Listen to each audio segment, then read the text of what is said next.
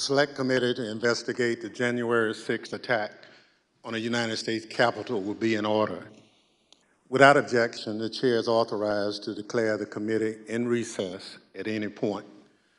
Pursuant to House Deposition Authority Regulation 10, the Chair announces the committee's approval to release the deposition material presented during this hearing. Good afternoon.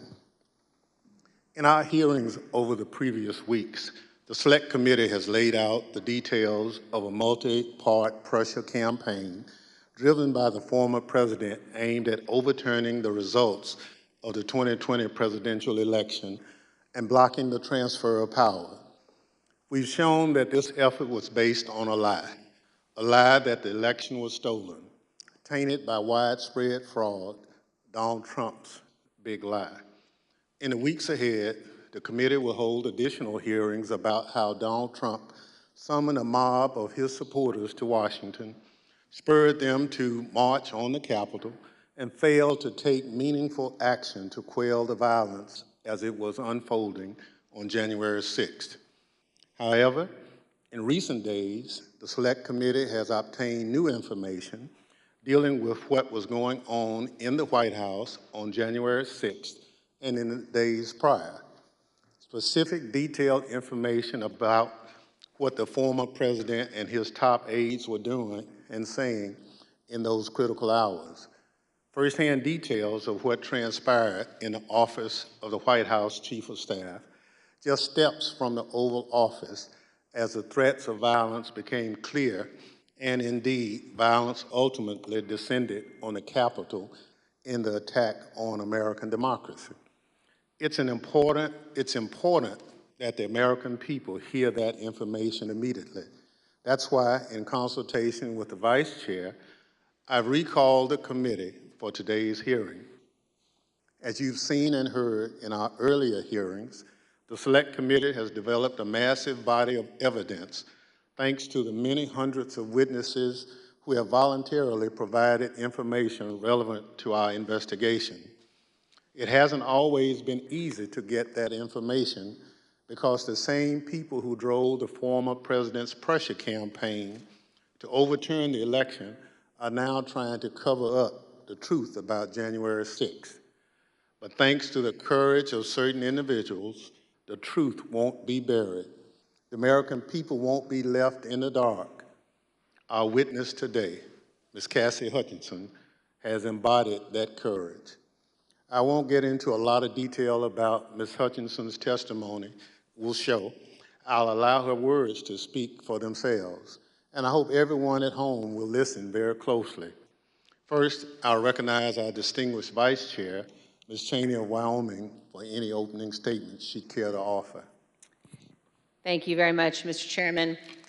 In our first 5 hearings, the committee has heard from a significant number of Republicans, including former Trump administration Justice Department officials, Trump campaign officials, several members of President Trump's White House staff, a prominent conservative judge, and several others. Today's witness, Ms. Cassidy Hutchinson, is another Republican and another former member of President Trump's White House staff. Certain of us in the House of Representatives recall that Ms. Hutchinson once worked for House Republican Whip Steve Scalise, but she is also a familiar face on Capitol Hill because she held a prominent role in the White House Legislative Affairs Office and later was the principal aide to President Trump's Chief of Staff, Mark Meadows. Ms. Hutchinson has spent considerable time up here on Capitol Hill representing the Trump administration, and we welcome her back. Up until now, our hearings have each been organized to address specific elements of President Trump's plan to overturn the 2020 election. Today, we are departing somewhat from that model because Ms. Hutchinson's testimony touches on several important and cross-cutting topics that are relevant to each of our future hearings. In her role working for the White House Chief of Staff, Ms. Hutchinson handled a vast number of sensitive issues. She worked in the West Wing, several steps down the hall from the Oval Office. Ms. Hutchinson spoke daily with members of Congress, with high-ranking officials in the administration, with senior White House staff, including Mr. Meadows, with White House counsel, lawyers, and with Mr. Tony Ornato, who served as the White House Deputy Chief of Staff. She also worked on a daily basis with members of the Secret Service who were posted in the White House. In short, Ms. Hutchinson was in a position to know a great deal about the happenings in the Trump White House. Ms. Hutchinson has already sat for 4 videotaped interviews with committee investigators, and we thank her very much for her cooperation and for her courage. We will cover certain, but not all, relevant topics within Ms. Hutchinson's knowledge today.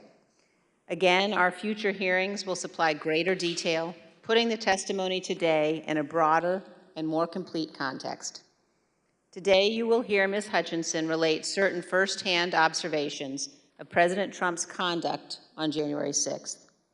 You will also hear new information regarding the actions and statements of Mr. Trump's senior advisors that day, including his Chief of Staff, Mark Meadows, and his White House counsel.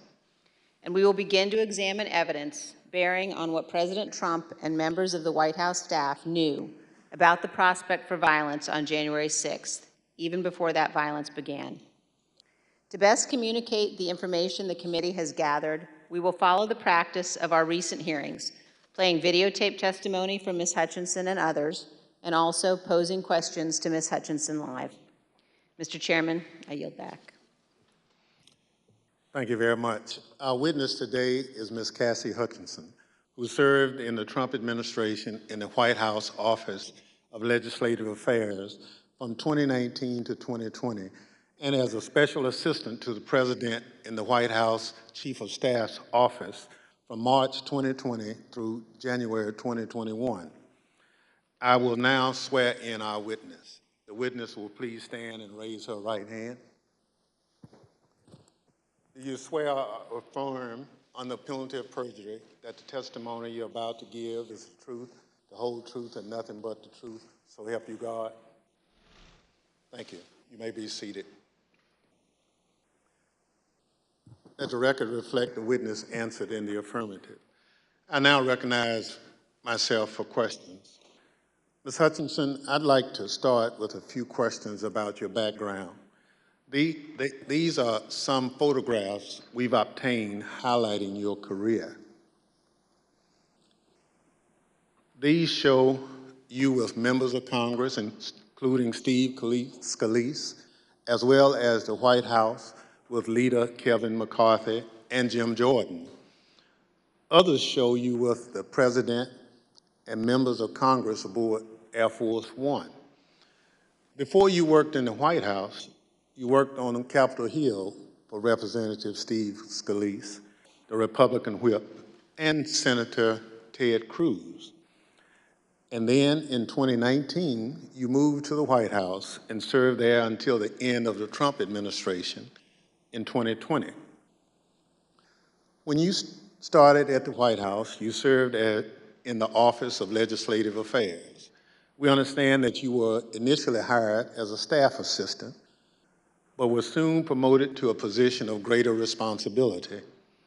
Can you explain your role for the committee? When I moved over to the White House Chief of Staff's office with Mr. Meadows when he became the 4th Chief of Staff, it's difficult to describe a typical day. I was a special assistant to the President and an advisor to the Chief of Staff. The days depended on what the President was doing that day, and that's kind of how my portfolio was reflected. I had a lot of outreach with members of Congress, senior cabinet officials. I would work on policy issues with relevant internal components and members on the Hill, as well as security protocol at the White House complex for Mr. Meadows and the President. And then you received another promotion in March 2020. At that time, you became the principal aide to the new White House Chief of Staff, Mark Meadows. Is that right? That's correct, sir. What did a typical day look like for you in your work with Mr. Meadows? It varied with what was going on. We spent a lot of time on the Hill. I spent time on the Hill independently too, as I was his liaison for Capitol Hill. We did a lot of presidential travel engagements, but mostly I was there to serve what the Chief of Staff needed, and a lot of times what the Chief of Staff needed was a reflection of what the President's schedule was detailed to do that day. So is it fair to say that you spoke regularly in your position, both with members of Congress and with senior members of the Trump administration? That's correct. That's a fair assessment, sir. And would you say that in your work with Mr. Meadows, you are typically in contact with him and others in the White House throughout the day? That's correct, sir. Mr. Meadows and I were in contact almost pretty much throughout every day, consistently. Although so much of grave importance happens in the West Wing of the White House, it's quite a small building. Above me, on the screen, you can see a map of the first floor of the West Wing of the White House. On the right, you can see the President's Oval Office. On the left, the Chief of Staff's office suite. Within the Chief of Staff's office suite is the heart of the West Wing, was your desk, which was between the Vice President's office, Ms. Kirshner's office, and the Oval Office. Ms. Hutchinson, is this an accurate depiction of where you were located? It's accurate. It's a lot smaller than it looks. Absolutely. Ms. Hutchinson, this is a photo that shows the short distance between your office and the President's Oval Office. And it only takes 5 to 10 seconds or so to walk down the hall from your office to the Oval Office. Is that right? That's correct. Thank you. Pursuant to the Section 5C8 of House Resolution 503, the chair recognizes the gentlewoman from Wyoming, Ms. Cheney, for questions. Thank you very much, Mr. Chairman. Mr. Chairman, we will begin today with an exchange that first provided Ms. Hutchinson a tangible sense of the ongoing planning for the events of January 6th. On January 2nd, 4 days before the attack on our Capitol, President Trump's lead lawyer, Mr. Giuliani, was meeting with White House Chief of Staff Mark Meadows and others. Ms. Hutchinson, do you remember Mr. Giuliani meeting with Mr. Meadows on January 2nd, 2021? I do. He met with Mr. Meadows in the evening of January 2nd, 2021. And we understand that you walked Mr. Giuliani out of the White House that night, and he talked to you about January 6th. What do you remember him saying? As Mr. Giuliani and I were walking to his vehicles that evening, he looked at me and said something to the effect of, "Cass, are you excited for the 6th? It's going to be a great day." I remember looking at him and saying, "Rudy, could you explain what's happening on the 6th? He had responded something to the effect of, "We're going to the Capitol. It's going to be great. The president's going to be there. He's going to look powerful. He's going to be with the members. He's going to be with the senators. Talk to the chief about it. Talk to the chief about it. He knows about it." And did you go back then up to the West Wing and tell Mr. Meadows about your conversation with Mr. Giuliani? I did. After Mr. Giuliani had left the campus that evening, I went back up to our office and I found Mr. Meadows in his office on the couch. He was scrolling through his phone. I remember leaning against the doorway and saying, "I just had an interesting conversation with Rudy, Mark. Sounds like we're going to go to the Capitol." He didn't look up from his phone and said something to the effect of, "There's a lot going on, Cass, but I don't know. Things might get real bad on January 6th. Ms. Hutchinson, Mr. Meadows is engaged in litigation with the committee to try to avoid testifying here. What was your reaction when he said to you things might get real bad? In the days before January 2nd, I was apprehensive about the 6th. I had heard general plans for a rally. I had heard tentative movements to potentially go to the Capitol.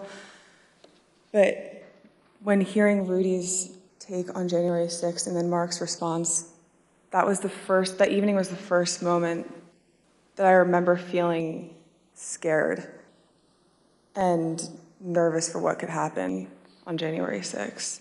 And I had a deeper concern for what was happening with the planning aspects of it. Thank you, Ms. Hutchinson. Today, we're going to be focusing primarily on the events of January 5th and 6th at the White House. But to begin and to frame the discussion, I want to talk about a conversation that you had with Mr. John Ratcliffe the Director of National Intelligence, and you had this conversation in December of 2020. Mr. Ratcliffe was nominated by President Trump to oversee U.S. intelligence, our U.S. intelligence community, and before his appointment, Mr. Ratcliffe was a Republican member of Congress. As you will see on this clip, Director Ratcliffe's comments in December of 2020 were prescient. My understanding was Director Ratcliffe didn't want much to do with the post-election period. Director Ratcliffe felt that it wasn't something that the White House should be pursuing. It felt it was dangerous for the president's legacy. He had expressed to me that he was concerned that it could spiral out of control and potentially be dangerous, either for our democracy or with the way that things were going for the six. When you say it wasn't something the White House should be pursuing, what's the it?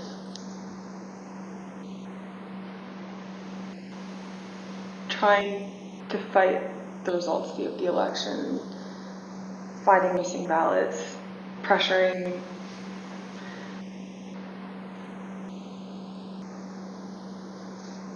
filing lawsuits in certain states where there didn't seem to be significant evidence, and reaching out to state legislatures about that. So pretty much the way that the White House was handling the post-election period, he felt that there could be dangerous repercussions in terms of precedent set for elections, for our democracy, for the six. He was hoping that we would concede. So, Ms. Hutchinson, now we're going to turn to certain information that was available before January 4th and what the Trump administration and the president knew about the potential for violence before January 6th. On the screen, you will see an email received by Acting Deputy Attorney General Donahue on January 4th from the National Security Division of the Department of Justice. Mr. Donahue testified in our hearings last week. The email identifies apparent planning by those coming to Washington on January 6th to, quote, occupy federal buildings, and discussions of, quote, invading the Capitol building. Here's what Mr. Donahue said to us. And we knew that if you have tens of thousands of very upset people showing up in Washington, D.C., that there was potential for violence. The U.S. Secret Service was looking at similar information and watching the planned demonstrations. In fact, their intelligence division sent several emails to White House personnel, like Deputy Chief of Staff Tony Ornato and the head of the President's Protective Detail, Robert Engel, including certain materials listing events like those on the screen. The White House continued to receive updates about planned demonstrations, including information regarding the Proud Boys organizing and planning to attend events on January 6th. Although Ms. Hutchinson has no detailed knowledge of any planning involving the Proud Boys for January 6th, she did note this. I recall hearing the word Oath Keeper and hearing the word Proud Boys closer to the planning of the January 6th rally when Mr. Giuliani would be around.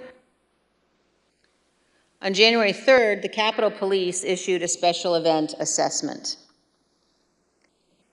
In that document, the Capitol Police noted that the Proud Boys and other groups planned to be in Washington, D.C. on January 6th and indicated that, quote, unlike previous post-election protests, the targets of the pro-Trump supporters are not necessarily the counter-protesters as they were previously, but rather Congress itself is the target on the 6th.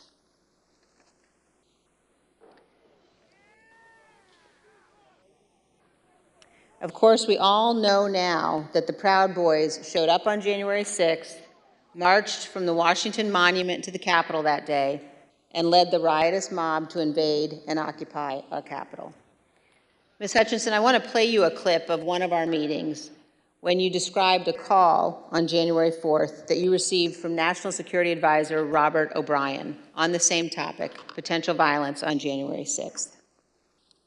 I received a call from Robert O'Brien, the National Security Advisor.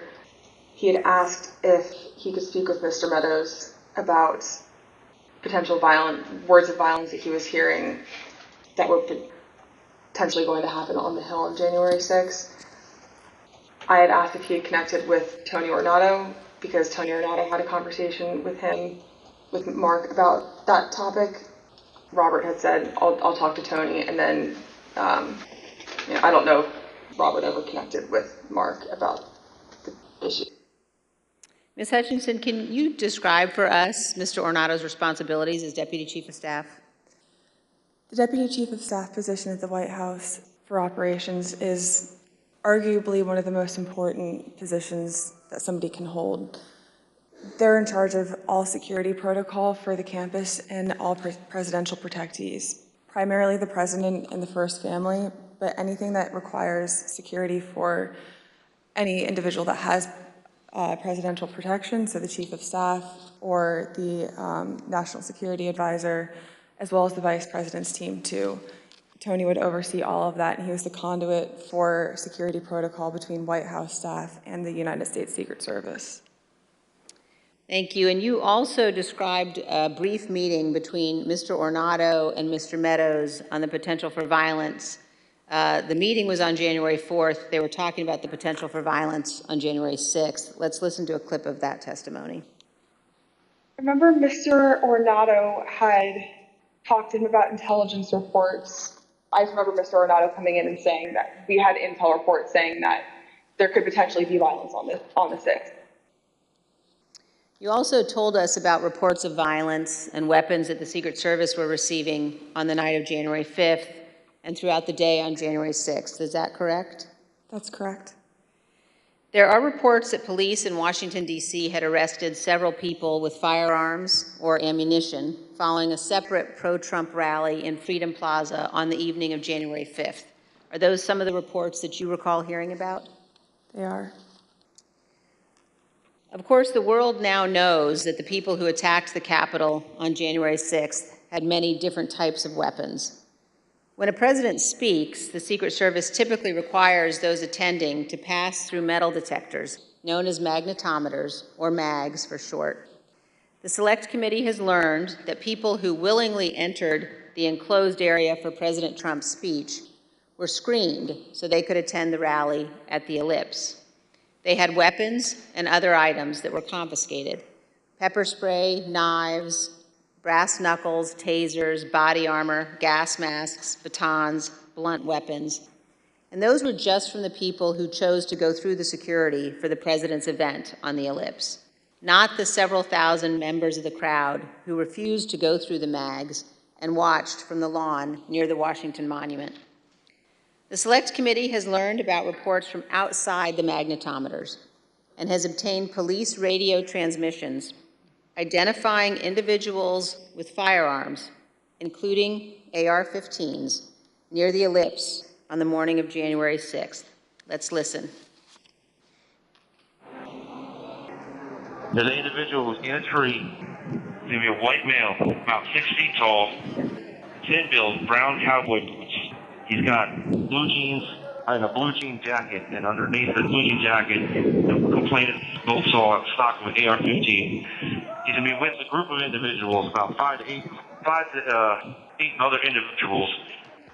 Two of the individuals in that group at the base of the tree, near the porta potties, were wearing green fatigues, green olive drab style fatigues, about 5'8", 5'9", skinny white males, brown cowboy boots. They had Glock-style pistols in their waistband.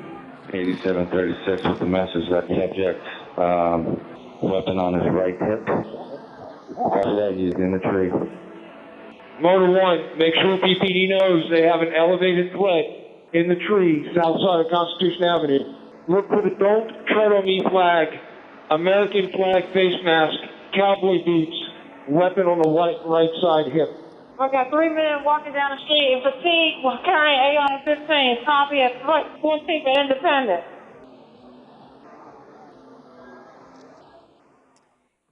AR-15s at 14th and Independence.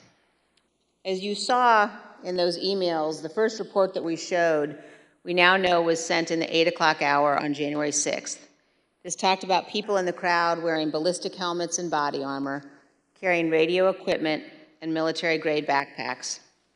The second report we showed you on the screen was sent by the Secret Service in the 11 a.m. hour, and it addressed reports of a man with a rifle near the ellipse. Ms. Hutchinson, in prior testimony, you described for us a meeting in the White House around 10 a.m. in the morning of January 6th, involving Chief of Staff Meadows and Tony Ornato. Were you in that meeting? I was. Let's listen to your testimony about that meeting, and then we'll have some questions. I think the last time we talked, you mentioned that some of the weapons that people had at the rally included flagpoles, oversized sticks or flagpoles, bear spray. Is there anything else that you recall hearing about that the people who would gather on the ellipse had? I recall Tony and I having a conversation with Mark probably around 10 a.m., 10:15 a.m., where I remember Tony mentioning knives, guns in the form of pistols and rifles, bear spray, body armor, spears, and flagpoles. Spears were one item, flagpoles were one item, and then Tony had relayed to me something to the effect of, and these effing people are fastening spears onto the ends of flagpoles. Ms. Hutchinson, here's a clip of your testimony regarding Mr. Meadows' response to learning that the rally attendees were armed that day. What was Mark's reaction, Mr. Meadows' reaction to this list of weapons that people had in the crowd? When Tony and I went in to talk to Mark that morning, Mark was sitting on his couch and on his phone, which was something typical. And I remember Tony just got right into it. I was like, "Sir, I just want to let you know," and had informed him, like, this is how many people we have outside the mags right now. These are the weapons that we're known to have. It's possible he listed more weapons off that I just don't recall. And gave him a brief but concise explanation, but also fairly thorough. And I remember distinctly Mark not looking up from his phone. And I remember Tony finishing his explanation and it taking a few seconds for Mark to say his name to the point where I almost said, "Mark, did you hear him?" And then Mark chimed in and was like, "All right, anything else?" Still looking down at his phone. And Tony looked at me and I looked at Tony and Tony said, "No, sir, do you have any questions?" He's like, "What are you hearing?" And then I looked at Tony and I was like, "Sir, he just told you about what was happening down at the rallies." And he was like, yeah, I know. And then he looked up and said, "Have you talked to the president?" And Tony said, "Yes, sir, he's aware too." He said, "All right, good." He asked Tony if Tony had informed the president. Yes. And Tony said yes, he had. So, Ms. Hutchinson, is it your understanding that Mr. Ornato told the president about weapons at the rally on the morning of January 6th? That's what Mr. Ornato relayed to me. And here's how you characterize Mr. Meadows' general response when people raised concerns about what could happen on January 6th. So at the time, in the days leading up to the 6th, there were lots of public reports about how things might go bad on the 6th, even the potential for violence. If I'm hearing you correctly, what stands out to you is that Mr. Meadows did not share those concerns, or at least did not act on those concerns? Did not act on those concerns would be accurate. But other people raised them to him? Like in this exchange, you mentioned that Mr. Ornato pulled him aside. That's correct.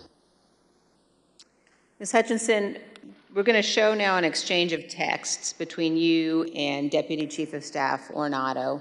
And these text messages were exchanged while you were at the ellipse. In one text, you write, "But the crowd looks good from this vantage point as long as we get the shot. He was effing furious." And the text messages also stress that President Trump kept mentioning the OTR, an off-the-record movement. We're going to come back and ask you about that in a minute.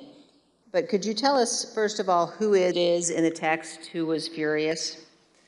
The he in that text that I was referring to was the president. And why was he furious, Ms. Hutchinson? He was furious because he wanted the arena that we had on the Ellipse to be maxed out at capacity for all attendees. The advance team had relayed to him that the mags were free-flowing.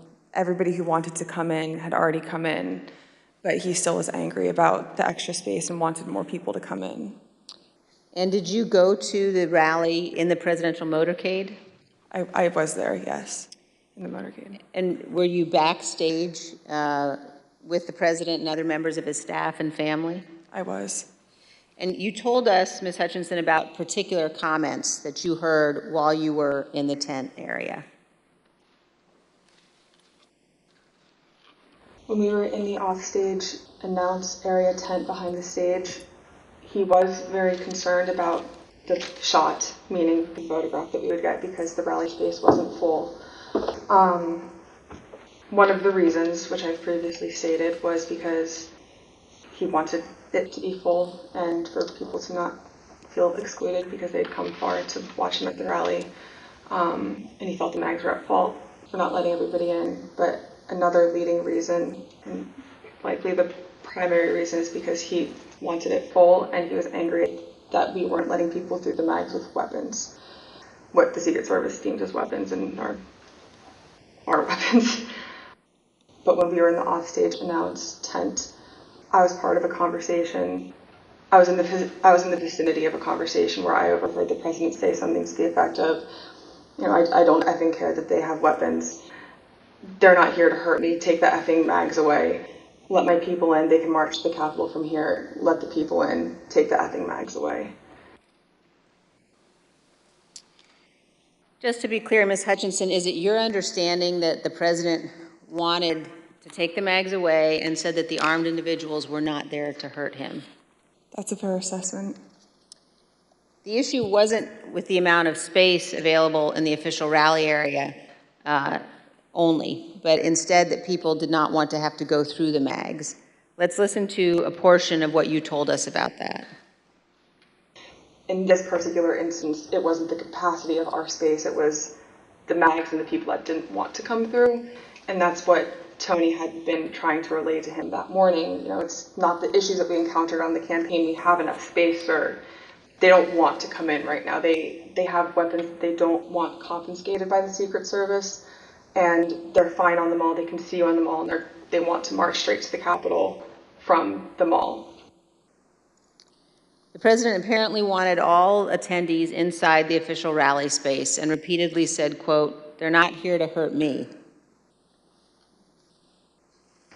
And just to be clear, so he was told again in that conversation, or was he told again in that conversation, that people couldn't come through the mags because they had weapons? Correct. And that people, and his response was to say they can march to the Capitol from the Ellipse. Something to the effect of, take the effing mags away. They're not here to hurt me. Let them in. Let my people in. They can march to the Capitol after the rally's over. They can march from the Ellipse. Take the effing mags away. Then they can march to the Capitol. Ms. Hutchinson, what we saw when those clips were playing were photos provided by the National Archives showing the president in the offstage tent before his speech on the Ellipse. You were in some of those photos as well. And I just want to confirm that that is when you heard the president say the people with weapons weren't there to hurt him and that he wanted the Secret Service to remove the magnetometers. That's correct. In the photos that you displayed, we were standing towards the front of the tent with the TVs, really close to where he would walk out to go onto the stage. These conversations happened 2 to 3 minutes before he took the stage that morning. Let's reflect on that for a moment. President Trump was aware that a number of the individuals in the crowd had weapons and were wearing body armor. And here's what President Trump instructed the crowd to do. We're going to walk down, and I'll be there with you. We're going to walk down. We're going to walk down anyone you want, but I think right here we're going to walk down to the Capitol. And the crowd, as we know, did proceed to the Capitol. It soon became apparent to the Secret Service, including the Secret Service teams in the crowd, along with White House staff, that security at the Capitol would not be sufficient. I had 2 or 3 phone conversations with Mr. Ornato when we were at the Ellipse, and then I had 4 men on Mr. Meadows' detail with me in between those individuals and then a few other bodies on the ground, just the Secret Service doing advance. They were getting notifications through their radios, and Mr. Ornato in one phone conversation had called me and said, make sure the chief knows that they're getting close to the Capitol. It's they're having trouble stacking bodies. And Ms. Hutchinson, when you said they were having trouble stacking bodies, did you mean that law enforcement at the Capitol needed more people to defend the Capitol from the rioters? It was becoming clear to us and to the Secret Service that Capitol police officers were getting overrun at the security barricades outside of the Capitol building, and they were short people to defend the building against the rioters. And you mentioned that Mr. Ornato was conveying this to you because he wanted you to tell Mr. Meadows. So did you tell Mr. Meadows that people were getting closer to the Capitol and that Capitol Police was having difficulty? After I had the conversation with Mr. Meadows, after I had the conversation with Mr. Ornato, I went to have the discussion with Mr. Meadows. He was in a secure vehicle at the time making a call. So when I had gone over to the car, I went to open the door to let him know, and he had immediately shut it. I don't know who he was speaking with. It wasn't something that he regularly did, especially when I would go over to give him information. So I was a bit taken aback, but I didn't think much of it, and thinking that I would be able to have the conversation with him a few moments later. And were you able to have that conversation a few moments later? Probably about 20 to 25 minutes later. There was another period in between where he shut the door again, and then when he finally got out of the vehicle, we had the conversation. But at that point, there was a backlog of information that he should have been made aware of. And so you opened the door to the control car, and Mr. Meadows pulled it shut? That's correct.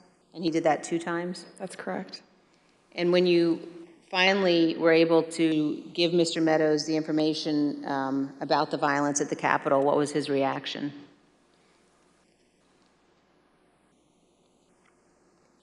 He almost had a lack of reaction. I remember him saying, all right, something to the effect of, how much longer does the president have left in his speech? Again, much of this information about the potential for violence was known or learned before the onset of the violence, early enough for President Trump to take steps to prevent it. He could, for example, have urged the crowd at the Ellipse not to march to the Capitol. He could have condemned the violence immediately once it began, or he could have taken multiple other steps. But as we will see today and in later hearings, President Trump had something else in mind. One other question at this point, Ms. Hutchinson, were you aware of concerns that White House counsel Pat Saboloni or Eric Hirschmann had about the language President Trump used in his Ellipse speech? There were many discussions the morning of the 6th about the rhetoric of the speech that day. In my conversations with Mr. Hirschmann, he had relayed that we would be foolish to include language that had been included at the president's request, which had lines along to the effect of, fight for Trump, we're going to march to the Capitol, I'll be there with you, fight for me, fight for what we're doing, fight for the movement. Things about the vice president at the time, too.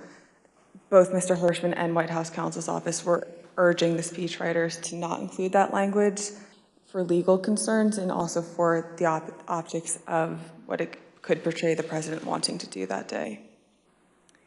And we just heard the president say that he would be with his supporters as they marched to the Capitol. Even though he did not end up going, he certainly wanted to. Some have questioned whether President Trump genuinely planned to to come here to the Capitol on January 6th. In his book, Mark Meadows falsely wrote that after President Trump gave his speech on January 6th, he told Mr. Meadows that he was, quote, speaking metaphorically about the walk to the Capitol.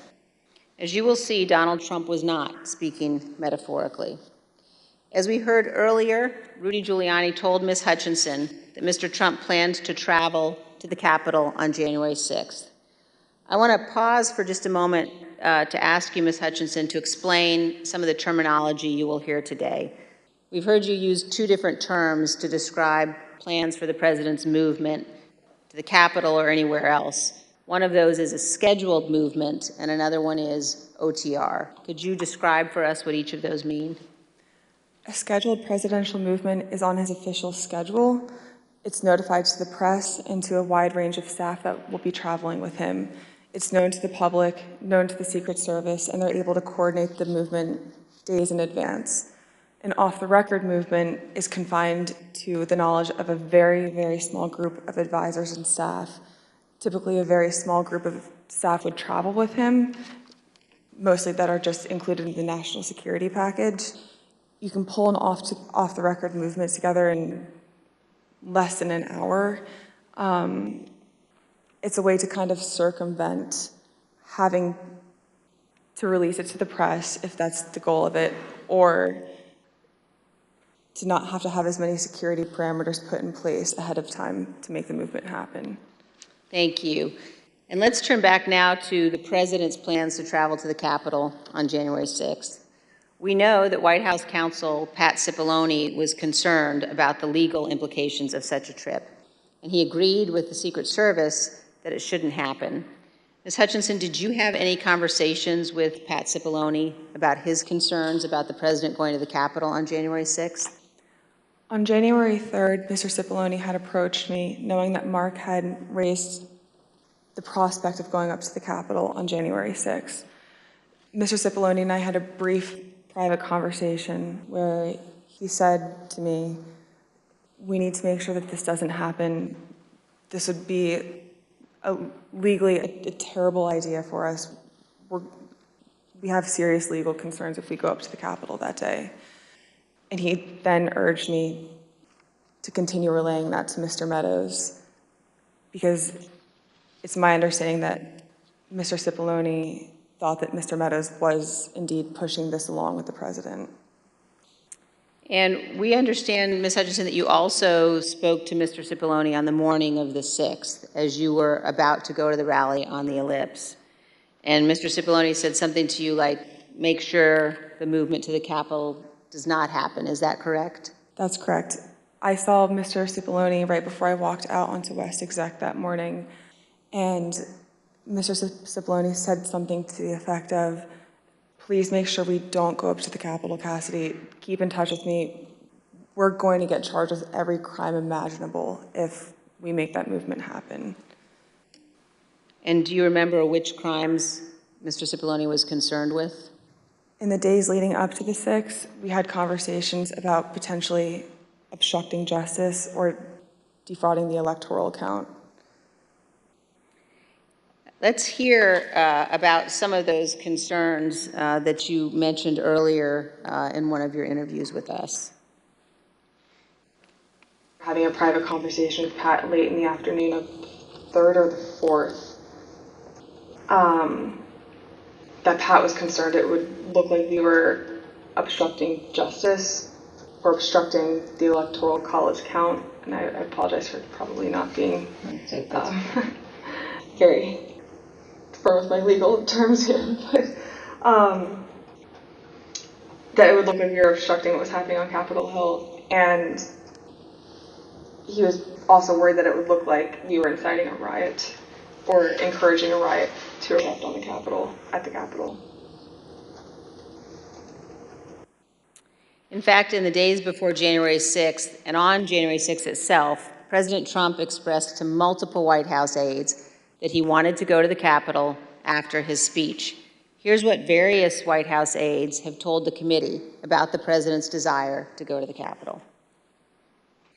Did the president tell you this, that he wanted to speak at the Capitol? Correct, yes. during the meeting in the dining room, did the idea of the president proceeding or walking to the Capitol on the 6th after his speech come up? Walking to the Capitol? No. Driving to the Capitol? It came up. Okay, how did it come up and what was discussed? He brought it up. He said, I want to go down to the Capitol. What about him marching to the Capitol on the 6th? Yes. Tell us about that. So it's kind of a general thing. I mean, to get into the specifics of it, I was aware of a desire of the president to potentially march to the or accompany the rally attendees to the Capitol. When did you first hear about this idea of the president accompanying rally attendees to the Capitol on the 6th? Well, this was at the 6th. This was during the after he finished his remarks. When the president said that he would be going to the Capitol during his speech on the ellipse, the Secret Service scrambled to find a way for him to go. We know this from witnesses and the Secret Service, also from messages among staff on the President's National Security Council. The NSC staff were monitoring the situation in real time, and you can see how the situation evolved in the following chat log that the committee has obtained. As you can see, NSC staff believed that Mogul, the president, was, quote, going to the Capitol, and, quote, they are finding the best route now. From these chats, we also know the staff learned of the attack on the Capitol in real time. When President Trump left the ellipse stage at 1:10, the staff knew that rioters had invaded the inaugural stage and Capitol Police were calling for all available officers to respond. When Republican leader Kevin McCarthy heard the president say he was going to the Capitol, he called you, Ms. Hutchinson. Isn't that right? That's correct. And in this text message, you told Tony Ornato, quote, McCarthy just called me too. And do you guys think you're coming to my office? Tell us about the call that day with Leader McCarthy during the president's speech on the ellipse. I was still in the tent behind the stage, and when you're behind the stage, you can't really hear what's going on in front of you. So when Mr. McCarthy called me with this information, I answered the call and he sounded rushed, but also frustrated and angry at me, and I was confused because I didn't know what the president had just said. He then explained, the president just said he's marching to the Capitol. You told me this whole week you aren't coming up here. Why would you lie to me? I said, I'm not lying. I wasn't lying to you, sir. We're not going to the Capitol. And he said, well, he just said it on stage, Cassidy. Figure it out. Don't come up here. I said, I'll run the traps on this and I'll shoot you a text. I can assure you we're not coming up to the Capitol. We've already made that decision. He pressed a little bit more, believing me, but I think frustrated that the president had said that. And we ended the phone conversation after that. I called Mr. Ornato to reconfirm that we weren't going to the Capitol, and which is also in our text messages. I sent Mr. McCarthy another text telling him the affirmative that we were not going up to the Capitol, and he didn't respond after that. And we understand, Ms. Hutchinson, that the plans for the president to come up to the Capitol had included discussions at some point about what the president would do when he came up to the Capitol on January 6th. Let's look at a clip of one of your interviews discussing that issue with the committee. When you were talking about a scheduled movement, did anyone say what the president wanted to do when he got here? No. Not that I can specifically remember. I remember hearing a few different ideas discussed between Mark and Scott Perry, Mark and Rudy Giuliani. I don't know which conversations were elevated to the president. I don't know what he personally wanted to do when he went up to the Capitol that day. You know, I know that there were discussions about him having another speech outside of the Capitol before going in. I know that there was a conversation about him going into the House chamber at one point.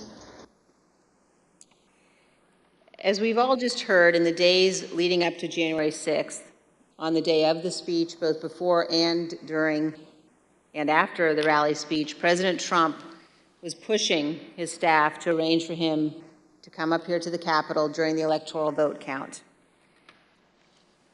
Let's turn now to what happened in the president's vehicle when the Secret Service told him he would not be going to the Capitol after his speech. First, here is the president's motorcade leaving the ellipse after his speech on January 6th.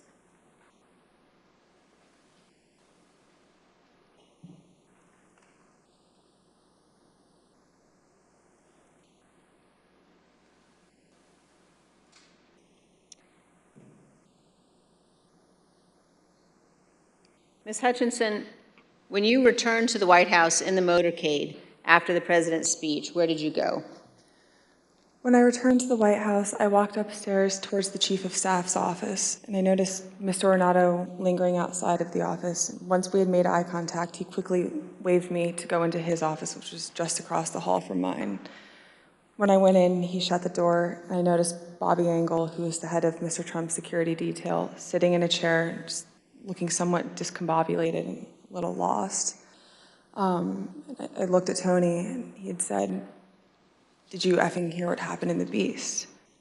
I said, "No, Tony, I just got back. What happened?" Tony proceeded to tell me that when the president got in the Beast, he was under the impression from Mr. Meadows that the off-the-record movement to the Capitol was still possible and likely to happen, but that Bobby had more information. So once the president had gotten into the vehicle with Bobby, he thought that they were going up to the Capitol, and when Bobby had relayed to him, "We're not, we don't have the assets to do it, it's not secure, we're going back to the West Wing," the president had a very angry response to that. Tony described him as being irate. The president said something to the effect of, "I'm the effing president, take me up to the Capitol now." To which Bobby responded, "Sir, we have to go back to the West Wing." The president reached up towards the front of the vehicle to grab at the steering wheel. Mr. Engel grabbed his arm, said, "Sir, you need to take your hand off the steering wheel. We're going back to the West Wing. We're not going to the Capitol." Mr. Trump then used his free hand to lunge towards Bobby Engel, and when Mr. Ornato had recounted this story to me, he had motioned towards his clavicles. And was Mr. Engel in the room as Mr. Ornato told you this story? He was. Did Mr. Engel correct or disagree with any part of this story from Mr. Ornato? Mr. Engel did not correct or disagree with any part of the story. Did Mr. Engel or Mr. Ornato ever after that tell you that what Mr. Ornato had just said was untrue? Neither Mr. Ornato nor Mr. Engel told me ever that it was untrue. And despite this altercation, this physical altercation, during the ride back to the White House, President Trump still demanded to go to the Capitol. Here's what Kayleigh McEnany, the White House press secretary at the time, wrote in her personal notes and told the committee about President Trump's desire to go to the Capitol after returning to the White House. When you wrote, POTUS wanted to walk to the Capitol, was that based solely on what the president said during his speech or anything that he or anybody else said afterwards? So to the best of my recollection, I believe when we got back to the White House, he said he wanted to physically walk with the marchers, and according to my notes, he then said he'd be fine with just riding the Beast. But to the best of my recollection, he wanted to be a part of the march in some fashion. Okay, and just for the record, the Beast refers to the presidential limousine? Yes. President Trump did not go to the Capitol that day. We understand that he blamed Mark Meadows for that. So prior to leaving the rally site, when he got off the stage and everybody was making the movement back to the motorcade, I had overheard Mr. Meadows say to him then, as I had prior to Mr.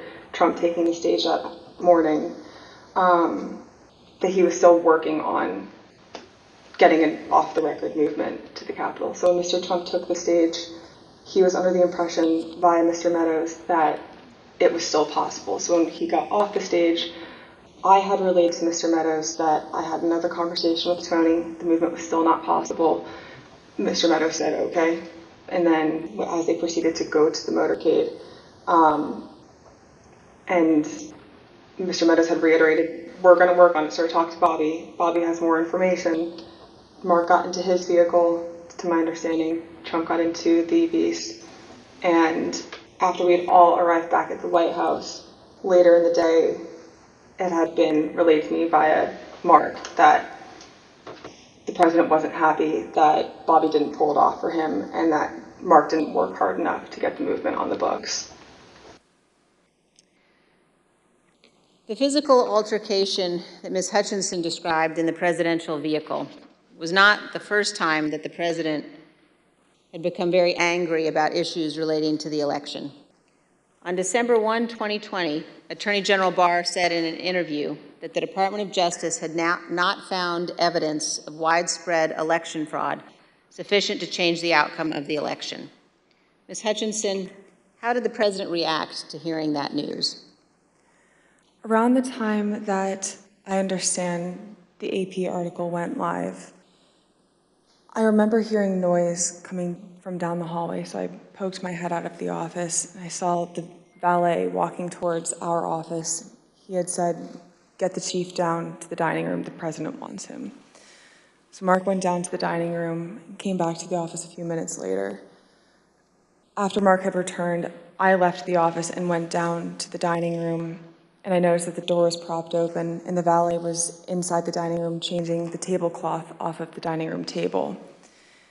He motioned for me to come in and then pointed towards the front of the room near the fireplace mantle and the TV, where I first noticed there was ketchup dripping down the wall and there's a shattered porcelain plate on the floor.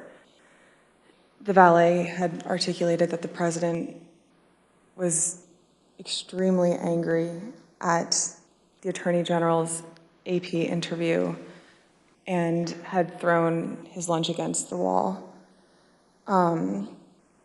which was causing them to have to clean up. So I grabbed a towel and started wiping the ketchup off of the wall to help the valet out. And he said something to the effect of, he's really ticked off about this. I would stay clear of him for right now. He's really, really ticked off about this right now. And Ms. Hutchinson, was this the only instance that you are aware of where the president threw dishes? It's not. And are there other instances in the dining room that you recall where he expressed his anger? There were several times throughout my tenure with the Chief of Staff that I was aware of him either throwing dishes or flipping the tablecloth to let all the contents of the table go onto the floor and likely break or go everywhere. And Ms. Hutchinson, Attorney General Barr described to the committee the president's angry reaction when he finally met with President Trump. Let's listen. And I said, look, I know that you're dissatisfied with me, and I'm glad to offer my resignation. And he pounded the table very hard. Everyone sort of jumped, and he said, accept it. Mr. Chairman, I reserve. Gentlewoman reserves.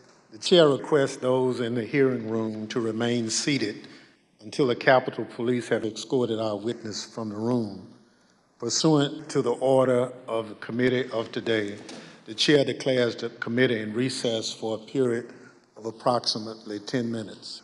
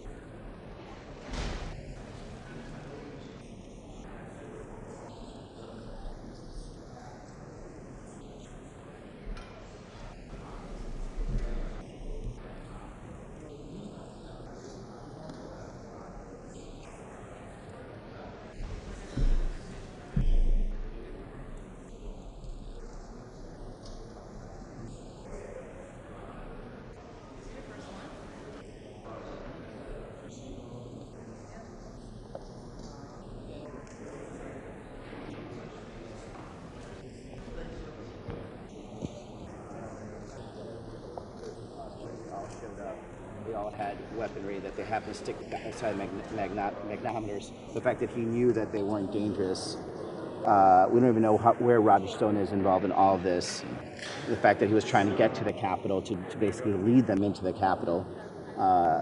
It tells you that this president had insurrection on his mind, was trying to interfere with Congress's duty to certify the election. And, the question is what happens next and where is Merrick Garland in all this? So I'm going to go take a break. Thank you. Mr. Gallego, what do you think about Mr. Biggs denying Ms. Hutchinson's allegations? Mr. Biggs could come under oath and deny it, and then we could see who's more willing to tell the truth. She's willing to go under oath. Mr. Biggs seems to be the coward right now by not going under oath. Thank you.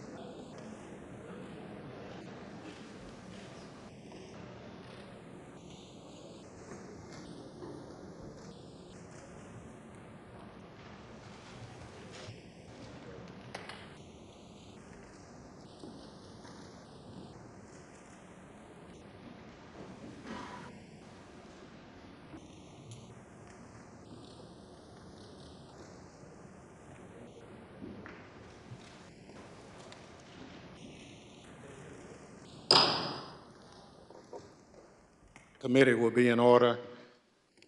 Chair recognizes a gentlewoman from Wyoming, Vice Chair Cheney. Thank you, Mr. Chairman. Before we turn to what Ms. Hutchinson saw and heard in the White House during the violent attack on the Capitol on January 6th, let's discuss certain communications White House Chief of Staff Mark Meadows had on January 5th. President Trump's associate, Roger Stone, attended rallies during the afternoon and the evening of January 5th in Washington, D.C. On January 5th and 6th, Mr. Stone was photographed with multiple members of the Oath Keepers who were allegedly serving as his security detail. As we now know, multiple members of that organization have been charged with or pled guilty to crimes associated with January 6th. Mr. Stone has invoked his Fifth Amendment privilege against self-incrimination before this committee. General Michael Flynn has also taken the fifth before this committee.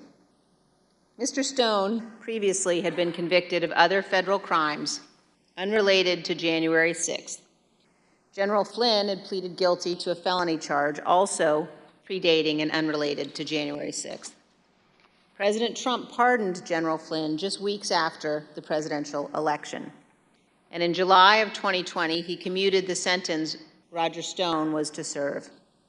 The night before January 6th, President Trump instructed his Chief of Staff, Mark Meadows, to contact both Roger Stone and Michael Flynn regarding what would play out the next day. Ms. Hutchinson, is it your understanding that President Trump asked Mark Meadows to speak with Roger Stone and General Flynn on January 5th? That's correct. That is my understanding. And Ms. Hutchinson, is it your understanding that Mr. Meadows called Mr. Stone on the 5th? I'm under the impression that Mr. Meadows did complete both a call to Mr. Stone and General Flynn the evening of the 5th. And do you know what they talked about that evening, Ms. Hutchinson? I'm not sure. Is it your understanding that Mr. Giuliani, Mr. Eastman, and others had set up what has been called, quote, a war room at the Willard Hotel on the night of the 5th? I was aware of that the night of the 5th. And do you know if Mr. Meadows ever intended to go to the Willard Hotel on the night of the 5th? Mr. Meadows had a conversation with me where he wanted me to work with Secret Service on a movement from the White House to the Willard Hotel so he could attend the meeting or meetings with Mr. Giuliani and his associates in the war room. And what was your view as to whether or not Mr. Meadows should go to the Willard that night? I had made it clear to Mr. Meadows that I didn't believe it was a smart idea for him to go to the Willard Hotel that night. I wasn't sure everything that was going on at the Willard Hotel, although I knew enough about what Mr. Giuliani and his associates were pushing during this period. I didn't think that it was something appropriate for the White House Chief of Staff to attend or to consider involvement in. I made that clear to Mr. Meadows. Throughout the afternoon, he mentioned a few more times going up to the Willard Hotel that evening, and then eventually dropped the subject the night of the 5th and said that he would dial in instead. So General Flynn has appeared before this committee, and when he appeared before our committee, he took the 5th. Let's briefly view a clip of General Mike Flynn taking the Fifth Amendment. General Flynn, do you believe the violence on January 6th was justified? Do we have? Yes.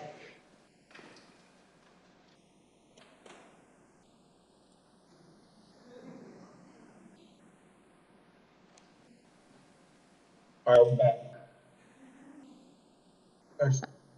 Congressman Cheney, could you repeat the question, please? Yes. General Flynn, do you believe the violence on January 6th was justified? Is that, can I get clarification? Is that a moral question or are you asking a legal question?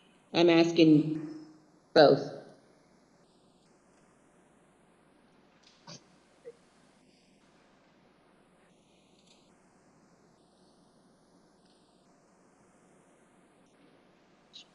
I said the fifth.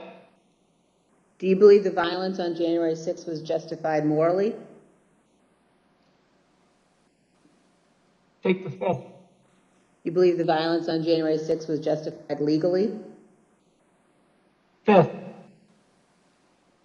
General Flynn, do you believe in the peaceful transition of power in the United States of America?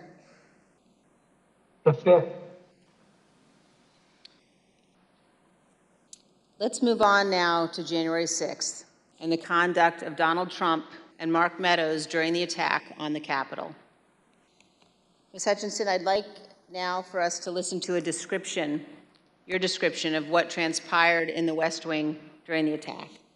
For context, in this clip, you describe the time frame starting at about 2 p.m.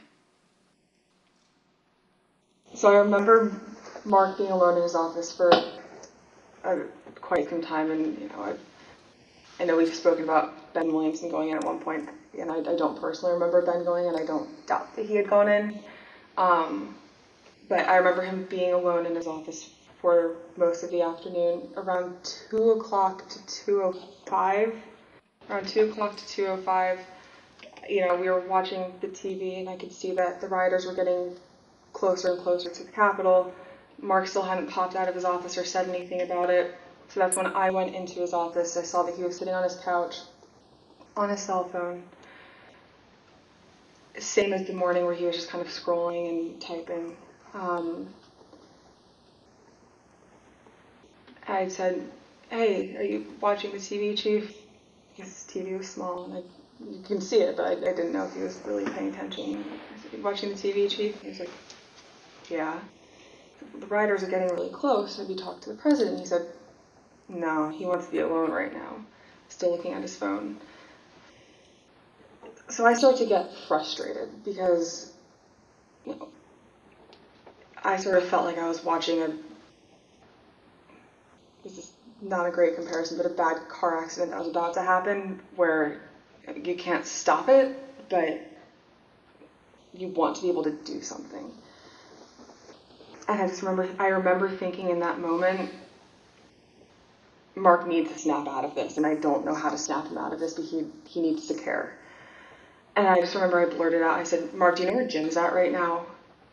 And he looked up at me at that point and said, "Jim?" And I said, "Mark, he was on the floor a little while ago giving a floor speech. Did you listen?" He said, "Yeah, it was real good. Did you like it?" And I said, "Yeah. Do you know where he's at right now?" He said, "No, I haven't heard from him." And I said, "You might want to check in with him, Mark." And I remember pointing at the TV and I said, "The rioters are getting close. They might get in." And he looked at me and said something to the effect of, "All right, I'll give him a call." Not long after the rioters broke into the Capitol, you described what happened with White House counsel Pat Saboloni. No more than a minute and a half later, I see Pat Saboloni barreling down the hallway towards our office and rushed right in, looked at me, said, "Is Mark in his office?" And I said, "Yes." He just looked at me and started shaking his head and went over, opened Mark's office door, stood there with the door propped open, and said something to Mark is still sitting on his phone. I remember glancing and he's still sitting on his phone. And I remember Pat saying to him something to the effect of, "The rioters have gotten to the Capitol, Mark. We need to go down and see the president now." And Mark looked up at him and said, "He doesn't want to do anything, Pat." And Pat said something to the effect of, and very clearly had said this to Mark, something to the effect of, "Mark, something needs to be done or people are going to die and the blood's going to be on your effing hands. This is getting out of control. I'm going down there." And at that point, Mark stood up from his couch, both of his phones in his hand. He had his glasses on still. He walked out with Pat. He put both of his phones on my desk and said, "Let me know if Jim calls." And they walked out and went down to the dining room. A few minutes later, Representative Jordan called back. A couple minutes later, so likely around between 2:15 and 2:25. I know the tweet went out at 2:24. I don't remember if I was there when the tweet went out or if it happened right afterwards, but Jim had called. I answered the phone, said 1 second. He knew it was, I guess he knew it was me. I introduced myself, but I don't remember if he called my cell phone or if he had called one of Mark's. But I answered the phone and said, 1 sec, Mark's on the hall, I'm going to go hand the phone to him. He said, okay. So I went down, I asked the valet if Mark was in the dining room. The valet said yes. I opened the door to the dining room, briefly stepped in to get Mark's attention, showed him the phone, like flipped the phone his way so he could see it said Jim Jordan. He had stepped to where I was standing there holding the door open, took the phone talking to Jim with the door still propped open. So I took a few steps back. So I probably was 2 feet from Mark. He was standing in the doorway going into the Oval Office dining room.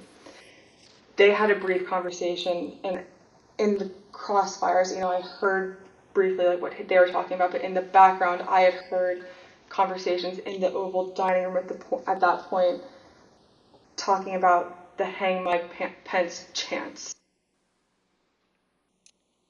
That clip ended, Ms. Hutchinson, with you recalling that you heard the President, Mr. Meadows, and the White House counsel discussing the hang Mike Pence chants.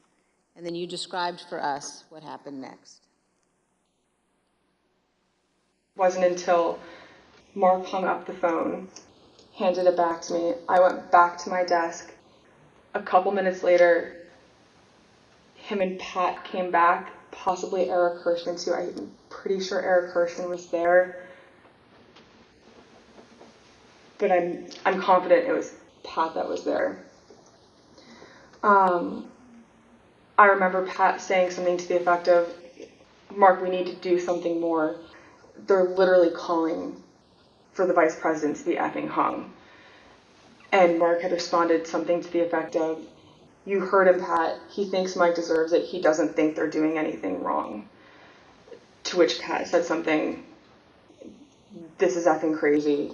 We need to be doing something more. Briefly stepped into Mark's office. And when Mark had said something to the effect of, he doesn't think they're doing anything wrong, knowing what I had heard briefly in the dining room, coupled with Pat discussing the hang Mike Pence chants in the lobby of our office, and then Mark's response, I understood there to be the rioters in the Capitol that were chanting for the vice president to be hung. Let me pause here on this point. As rioters chanted hang Mike Pence, the President of the United States, Donald Trump, said that, quote, Mike deserves it, and that those rioters were not doing anything wrong. This is a sentiment that he has expressed at other times as well. In an interview with ABC News correspondent Jonathan Karl, President Trump was asked about the supporters chanting hang Mike Pence last year. Instead of condemning them, the former president defended them. Because it's common sense, John. It's common sense that you're supposed to protect. How can you, if you know a vote is fraudulent, right? Yeah. How can you pass on a fraudulent vote to Congress? President Trump's view that the rioters were not doing anything wrong and that, quote, Mike deserved it, helps us to understand why the president did not ask the rioters to leave the Capitol for multiple hours. In fact, he put this tweet out at 2:24 p.m. Ms. Hutchinson, do you recall seeing this tweet in which the president said the vice president did not have the courage to do what needed to be done? I do. And Ms. Hutchinson, what was your reaction when you saw this tweet? As a staffer that worked to always represent the administration to the best of my ability and to showcase the good things that he had done for the country, I remember feeling frustrated, disappointed, and really, it felt personal. It was really sad. As an American, I was disgusted. it was unpatriotic, it was un-American. We were watching the Capitol building get defaced over a lie. And it was something that was really hard in that moment to digest, knowing what I had been hearing down the hall in the conversations that were happening, seeing that tweet come up and knowing what was happening on the Hill. And it's something that I still struggled to work through the emotions of that. Ms. Hutchinson, we have also spoken to multiple other White House staff about their reaction to Donald Trump's 224 tweet, condemning Mike Pence for not having the courage to refuse to count electoral votes, an act that would have been illegal. Matthew Pottinger, a former Marine intelligence officer who served in the White House for 4 years, including as Deputy National Security Advisor, was in the vicinity of the Oval Office at various points throughout the day. When he saw that tweet, he immediately decided to resign his position. Let's watch him describe his reaction to the president's tweet. One of my staff brought me a printout of a tweet by the president. And the tweet said something to the effect that Mike Pence, the vice president, didn't have the courage to do what should have been done. I read that tweet and made a decision at that moment to resign. That's where I knew that I was leaving that day, once I read that tweet. Ultimately, members of the White House staff, Sarah Matthews, cabinet members Secretary Chao and Secretary Devos resigned as well. Here is Secretary Devos's resignation letter. As you can see, in resigning on January 6th, Secretary Devos said to the president, quote, "There's no mistaking the impact your rhetoric had on the situation, and it is the inflection point for me." Let's also look at Secretary Chao's resignation statement. When Secretary Chao resigned, she spoke of the January 6th attack, and she said, quote, "As I am sure is the case with many of you, this has deeply troubled me in a way I simply cannot set aside." Ms. Hutchinson, in our prior interviews, we've asked you about what the president's advisors were urging him to do during the attack. You've described roughly 3 different camps of thought inside the White House that day. Can you tell us about those? There was a group of individuals that were strongly urging him to take immediate and swift action. I would classify the White House counsel's office, Mr. Hirschmann, Ms. Ivanka Trump, in that category of really working to get him to take action and pleading with him to take action. There was a more neutral group where advisors were trying to toe the line, knowing that Mr. Trump didn't necessarily want to take immediate action and condemn the riots, but knowing something needed to be done. And then there was the last group, which was deflect and blame. Let's blame Antifa. These aren't our people. It's my understanding that Mr. Meadows was in the deflect and blame category, but he did end up taking a more neutral route, knowing that there were several advisors in the president's circle urging him to take more action, which I think was reflected in the rhetoric released later that day in the videos. You told us that the White House counsel's office was in the camp encouraging the president to tell the rioters to stop the attack and to leave the Capitol. Let's listen. White House counsel's office wanted there to be a strong statement out to condemn the rioters. I'm confident in that. Now let's look at just one example of what some senior advisors to the president were urging. Ms. Hutchinson, could you look at the exhibit that we're showing on the screen now? Have you seen this note before? That's a note that I wrote at the direction of the Chief of Staff on January 6th, likely around 3 o'clock. And it's written on a Chief of Staff note card, but that's your handwriting, Ms. Hutchinson? That's my handwriting. And why did you write this note? The Chief of Staff was in a meeting with Eric Hirschmann and potentially Mr. Philbin, and they had rushed out of the office fairly quickly. Mark had handed me the note card with one of his pens and started dictating a statement for the president to potentially put out. And, no, I'm sorry, go ahead. That's okay. There were two phrases on there, one illegal and then one without proper authority. The illegal phrase was the one that Mr. Meadows had dictated to me. Mr. Hirschmann had chimed in and said, also put without legal authority. There should have been a slash between the two phrases. It was an or if the president had opted to put one of those statements out. Evidently he didn't. Later that afternoon, Mark came back from the Oval Dining Room and put the palm card on my desk with illegally crossed out, but said we didn't need to take further action on that statement.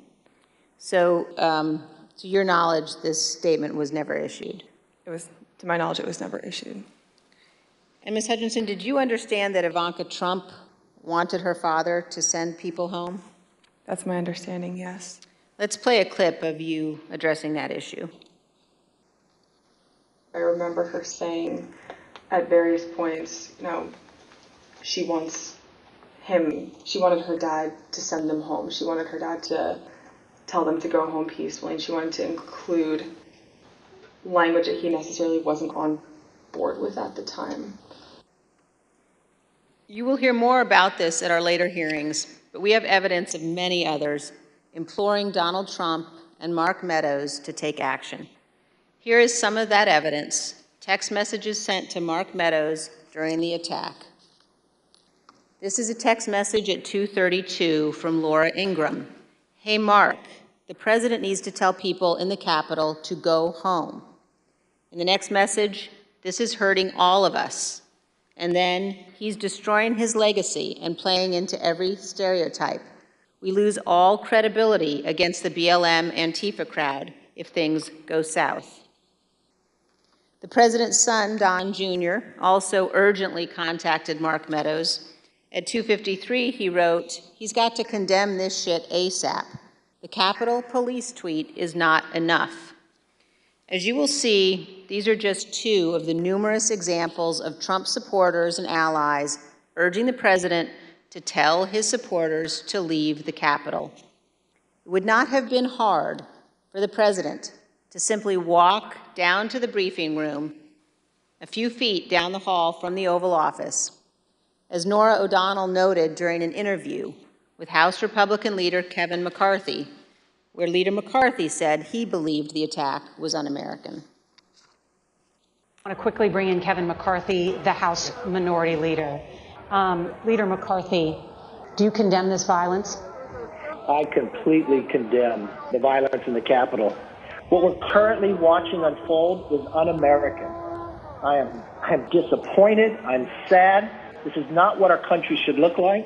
This is not who we are. This is not the First Amendment. This has to stop, and this has to stop now. Leader McCarthy, the President of the United States has a briefing room steps from the Oval Office. The cameras are hot 24/7, as you know. Why hasn't he walked down and said that now? I conveyed to the president what I think is best to do, and I'm hopeful the president will do it. Republican House member Mike Gallagher also implored the president to call off the attack. Mr. President, you have got to stop this. You are the only person who can call this off. Call it off. The election is over. Call it off. This is bigger than you. It's bigger than any member of Congress. It is about the United States of America, which is more important than any politician. Call it off. It's over. Despite the fact that many people close to Donald Trump were urging him to send people home, he did not do so until later, much later. At 4:17 p.m., Donald Trump finally told the rioters to go home and that he loved them. Here's a portion of the video President Trump recorded from the White House. We have to have peace. So go home. We love you. You're very special.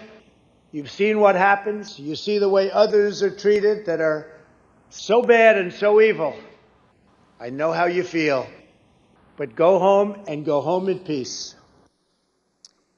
But as we will show in even greater detail in future hearings, Donald Trump was reluctant to put this message out, and he still could not bring himself to condemn the attack. Ms. Hutchinson has told us that too. The one that he put out at 4:17.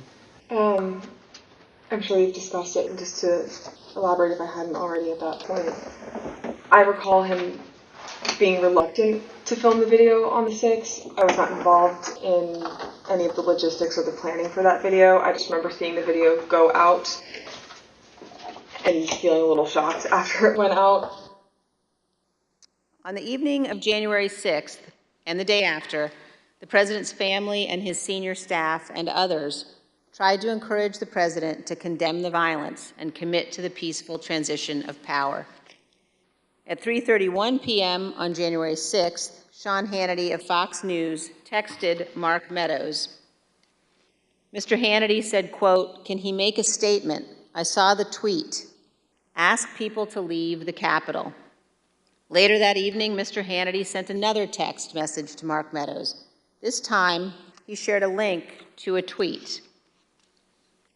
That tweet reported that President Trump's cabinet secretaries were considering invoking the 25th Amendment to remove President Trump from office.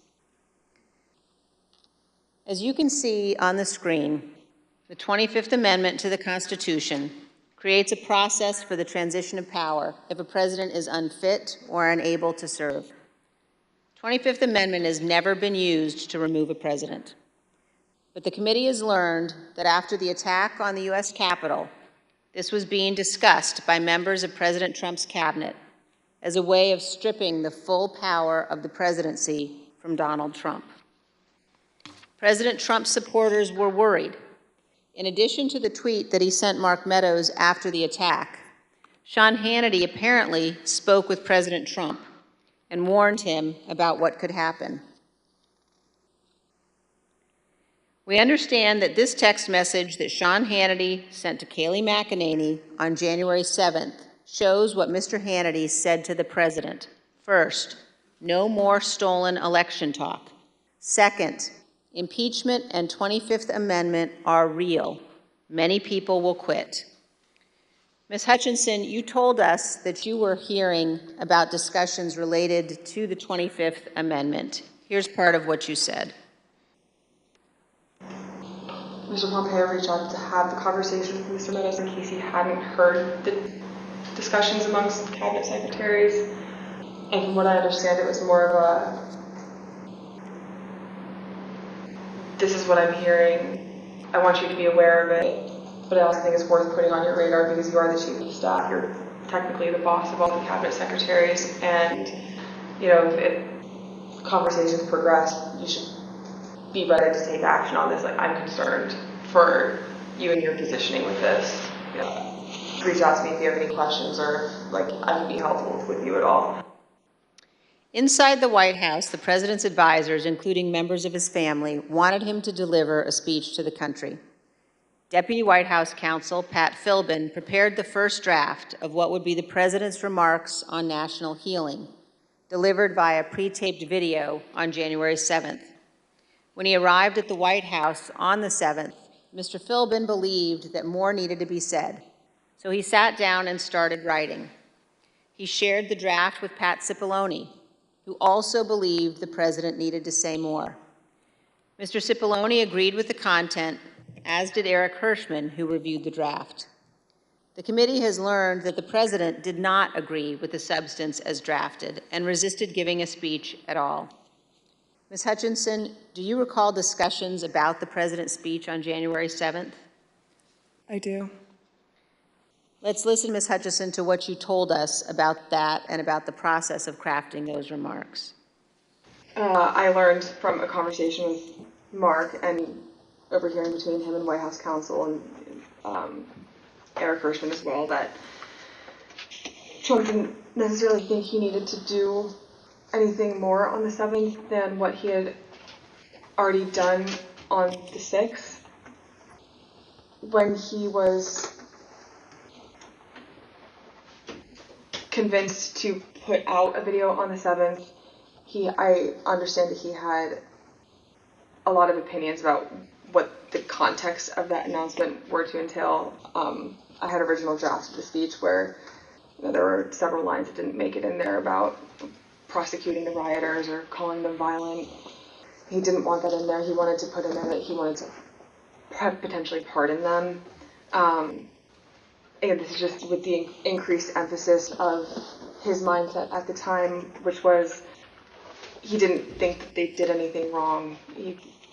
The people who did something wrong that day, or the person who did something wrong that day, was Mike Pence by not standing with him. But the president's advisors urged him to give the speech. Who convinced him to do the video on the 7th? I'm not sure who convinced him or if it was a group of people that convinced him. Who was in the group that you're aware of? That I'm aware of: Mark, Ivanka, Jared Kushner, Eric Hirschmann, Pat Saboloni, Pat Philbin. Those are the people that I'm aware of. Do you know why that group of people thought it was necessary for him to release a statement? I believe Kelly McEnany as well. From what I understood at the time, and from what the reports were coming in, there's a large concern of the 25th Amendment potentially being invoked, and there were concerns about what would happen in the Senate if the 25th was invoked. So the primary reason that I had heard, other than, we did not do enough on the 6th, we need to get a stronger message out there and condemn this, otherwise this will be your legacy. The secondary reason to that was, think about what might happen in the final 15 days of your presidency if we don't do this. There's already talks about invoking the 25th Amendment. You need this as cover. The president ultimately delivered the remarks. Unlike many of his other speeches, he did not ad-lib much. He recited them without significant alteration, except one. Even then, on January 7th, 2021, the day after the attack on the U.S. Capitol, the president still could not bring himself to say, quote, "But this election is now over." One other point about the speech, Ms. Hutchinson. Did you hear that Mr. Trump at one point wanted to add language about pardoning those who took part in the January 6th riot? I did hear that, and I understand that Mr. Meadows was encouraging that language as well. Thank you, and here's what you told us previously about that. You said he was instructed not to include it. Who was instructing him not to include language about the pardon in that January 7th? I understood from White House counsel's office coming into our office that morning that they didn't think that it was a good idea to include that in the speech. That being Pat Saboloni? That's correct. And Eric Hirschmann. Ms. Hutchinson, did Rudy Giuliani ever suggest that he was interested in receiving a presidential pardon related to January 6th? He did. Ms. Hutchinson, did White House Chief of Staff Mark Meadows ever indicate that he was interested in receiving a presidential pardon related to January 6th? Mr. Meadows did seek that pardon. Yes, ma'am.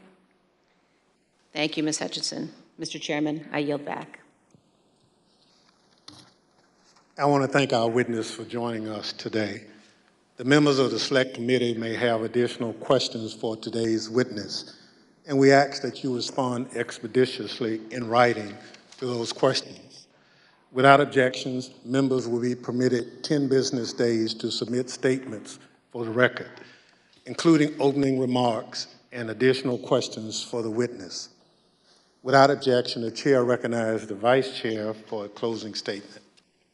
Thank you very much, Mr. Chairman. I want to begin by thanking Ms. Hutchinson for her testimony today. We are all in her debt. Our nation is preserved by those who abide by their oaths to our Constitution. Our nation is preserved by those who know the fundamental difference between right and wrong.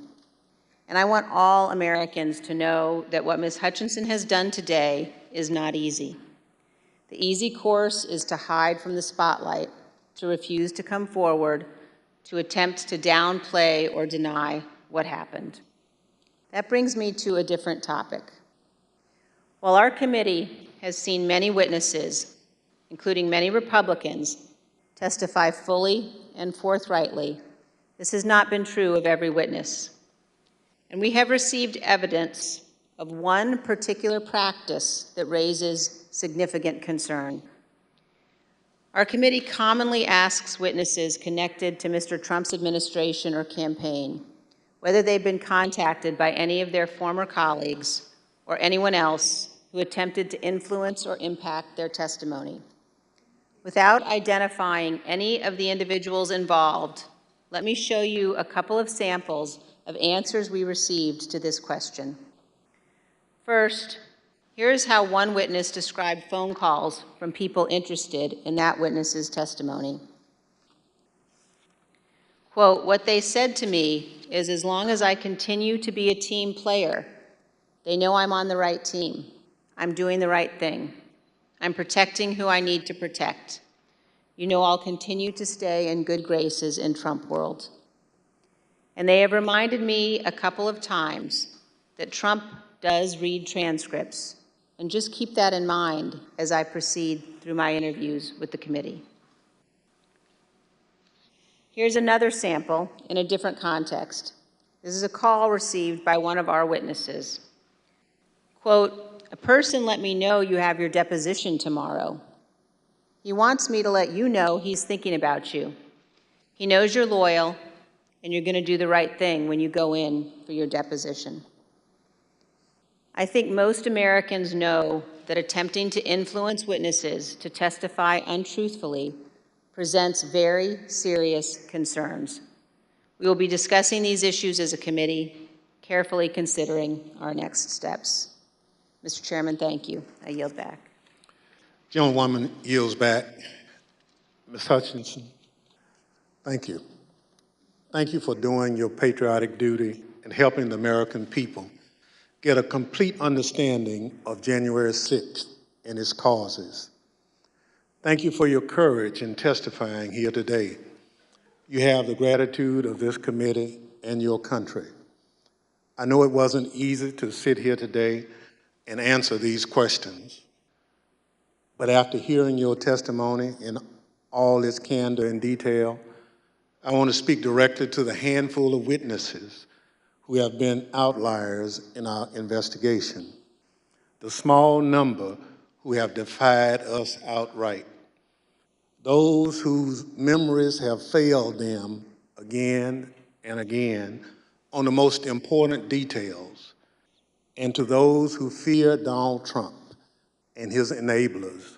Because of this courageous woman and others like her, your attempt to hide the truth from the American people will fail. And to that group of witnesses, if you've heard this testimony today and suddenly you remember things you couldn't previously recall, or there are some details you'd like to clarify, or you discovered some courage you had hidden away somewhere, our doors remain open. The Select Committee will reconvene in the weeks ahead as we continue to lay out our findings to the American people. The chair requests those in the hearing room to remain seated until the Capitol Police have escorted the witness and members from the room. Without objection, the committee stands adjourned.